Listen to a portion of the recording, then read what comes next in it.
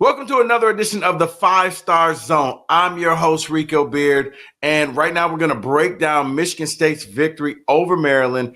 Jonathan Smith goes on the road. Spartans win the game 27-24. And what can only be described as a gutty, they stuck to it through all the mistakes, and they made some improvements from week 1 to week 2, but they still made a ton of mistakes. But somehow the MSU Spartans found a way to go on the road and defeat Mike Locksley and the Maryland Terrapins, even though Maryland looked like they were dominating for most of the game.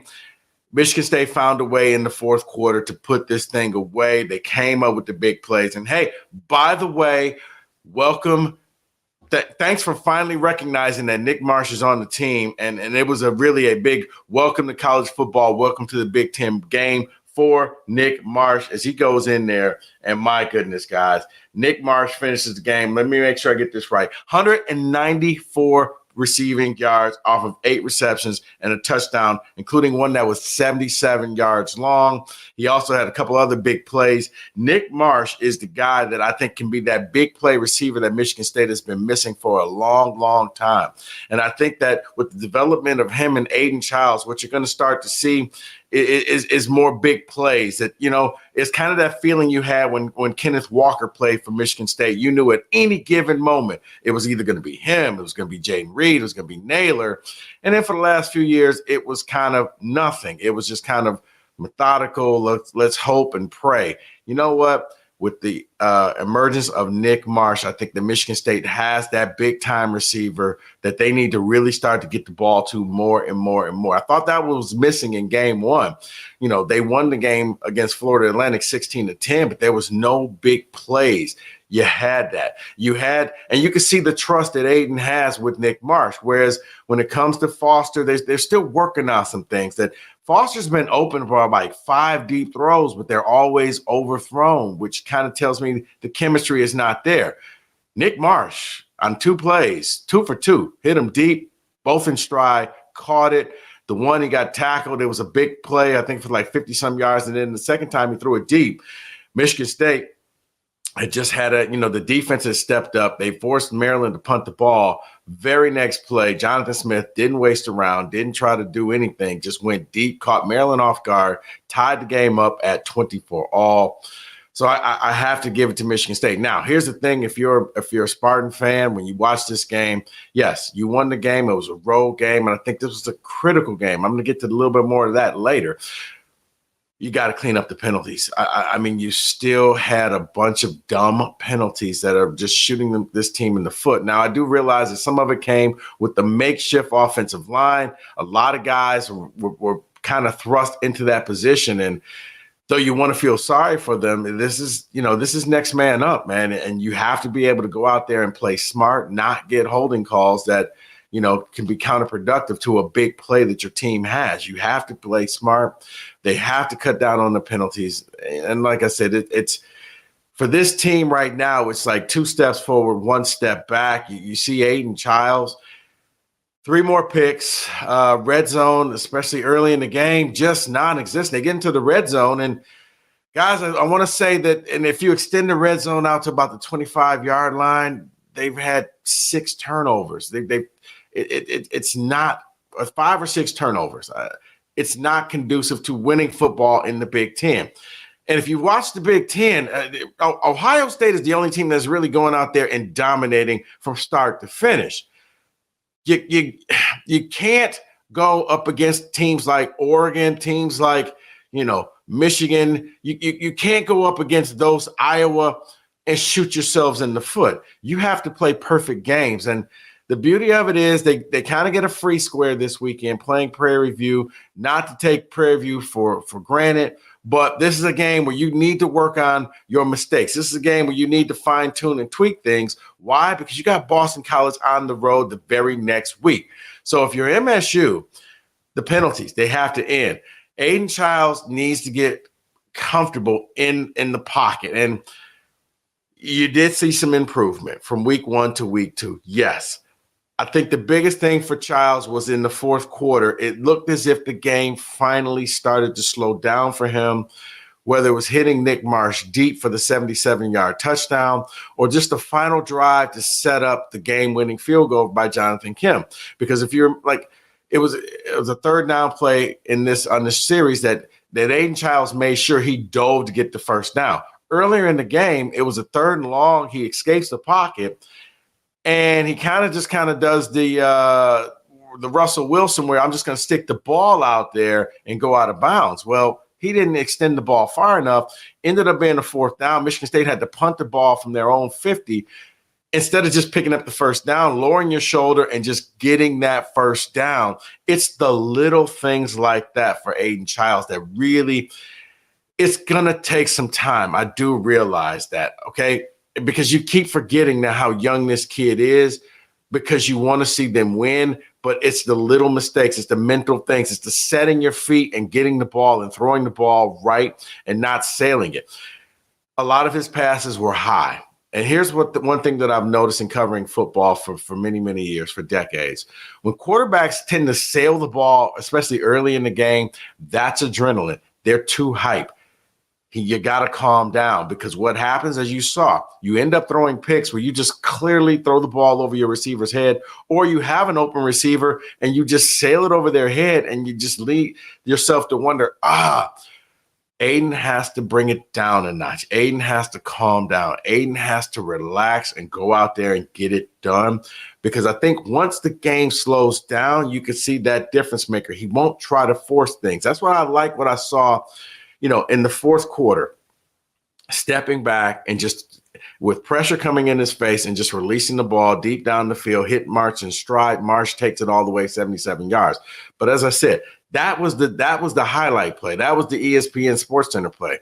The biggest play may have been where the plays were just the drive to set up Jonathan Kim for that game-winning field goal where it wasn't easy, it wasn't pretty, it was with the offensive coordinator and Aiden Childs finding a way to just methodically get down the field, milk the clock so that Maryland doesn't get any time back. And then they set up Jonathan Kim with 5 seconds left to kick that field goal. Now, if I was Coach Jonathan Smith, I probably would have taken the clock down at least one more second so that it was either we were going to win this thing or we're going to overtime. You're not going to give Maryland a chance with 1 second to go. He called the timeout with 5 seconds left. Probably not something that I would have done. But, yeah, I think offensively what you're seeing is, the balance. Nate Carter appeared that he was back. He 11 rushes for 59 yards. That was the Nate Carter that we all wanted to see. Plus, you had K'Ron Lynch-Adams. He stepped up and – he was the good complementary piece to Nate Carter. He gets 10 carries for 46 yards. They were able to balance this out. But I think just once again, what's hurting Michigan State's offense is just the mistakes, the turnovers. Aiden now with was like 5 interceptions. He has to clean that up. He will clean that up. It's not something that I'm worried about, but it is something that I think unfortunately has to get cleaned up within the next 2 weeks because after that, you got a little bit of a murderer's row. You had the 4 games in the Big Ten of Ohio State, Oregon, Iowa, and Michigan. Now I'm going to add Boston College onto that based off of what I saw Boston College do in week 1. It's going to be the red bandana game for Boston College. It's going to be on the road at Boston College. Am I saying that MSU can't win this? I am absolutely not saying this. But what I am saying is you need to take this Prairie View game and you need to lock up this team and get it tight and eliminate a lot of the mistakes. You cannot shoot yourself in the foot and expect to beat top talented teams because this team is not that good. Now, defensively, wow. Once again, in the fourth quarter, they stepped up. In the second half, really, they kind of stepped up and closed down Maryland because in the beginning of the game, on third down, it was a free square. Maryland was converting every third down play. You were seeing receivers run wide open. The defense just didn't have an answer. They weren't getting the pressure on the QB, and when they did, he was able to escape the pocket, and the next thing you know, it was third down, and Edwards would just complete a pass, and it was back-breaking. Then they tightened things up. Then they stopped that from happening, and that's what you needed. They even got a pick of Edwards in the second half. The defense finally set themselves up that they kept this thing from getting out of control, because it really did look as if Maryland was just about to blow this thing out, and they didn't. I mean, especially early in the game, it looked like it was going to be advantage Maryland, and somehow Michigan State, they go up. They go up at halftime. It's 17-14 at halftime. You're taking a deep breath, but then the second half, offense struggled once again to start the third quarter. You weren't getting the production that you needed, and the defense looked as if they were wearing down. They found that fifth gear. They were able to go in there. They were able to get some key stops, and they were able to help Michigan State get this road victory. MSU went into that game a 9.5-point underdog. They walk away with a 3-point victory. That's what you need to see from this team.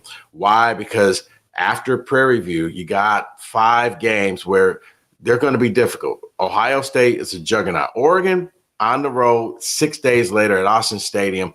That's going to be difficult. But Oregon is showing that they are not world beaters. Oregon can be beat.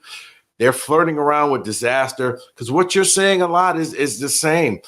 The transfer quarterback, a lot of times we look at the transfer quarterback and we think it's just going to be an automatic plug and play. And they're having some frustration. They're having some problems with Dylan Gabriel out in Oregon, just like Michigan State's having a problem with Aiden Childs, just like DJU at Florida State. Like, the transfer quarterback it's not a given that you're just going to step in there and lead this team to a national title. That's not how it goes. And what you're seeing is it takes a little bit of time. But yeah, Oregon, you got to play a perfect game in order to go out there. And then you're looking at Iowa. Iowa got humbled. They lost to Iowa State with a last-second field goal. That defense is going to be good. But if you're MSU, you got to be able to make plays. And I think with the emergence of Nick Marsh and being able to stretch the field, and with your running game coming on, you give yourself a puncher's chance. Michigan, you saw what Michigan, well, that's a whole nother pot in and of itself. But Michigan right now, if you're Michigan State and you can make these improvements and not shoot yourself in the foot, you turn that game in Ann Arbor to a coin flip game. So these are the things that you need to work on. So yeah, from week 1 to week 2, you made some improvements, but you got to keep going. You can't keep taking 2 steps forward and 1 step back. Even with the Nick Marsh long touchdown, MSU ties the game up, and on the very next play on the kickoff, Jonathan Kim kicks it out of bounds, gives Maryland the ball at the 40. Those are the things that I'm talking about, where you do something positive and then you do something negative, or you do a couple things positive and then you do something stupid. Prairie View is key. Clean this up, because after that, man – oh, and by the way, you got Indiana, who is looking like they're a different type of Indiana team. After Prairie View is 6 games in a row, that's really going to challenge this team. For Jonathan Smith, you got to get to a bowl game. 6 wins is the key. You got 2 down. You probably will get your 3rd one on Saturday. After that, can you steal some of the games in the next 6 hard, difficult games you have to play? That's going to be the key. But for right now, we'll leave it at that. Michigan State goes into Maryland, wins 27-24. Nick Marsh, 8 catches, 194 yards, and a touchdown. Hey, welcome to the Big Ten, Nick, because Michigan State definitely needed you. You got to make him a key part of this offense. You got to keep that running game going. But Michigan State gets it done on the road. So that's your recap of the Spartans' victory over Maryland. They're sitting there at 2-0 2-0 in the Big Ten. And hopefully they can keep this thing going. Thanks for listening and watching the 5-Star Zone. I'll be back a little bit later on to give a breakdown of what Michigan did and the rest of the Big Ten. I'm your host, Rico Beard. Thanks for watching.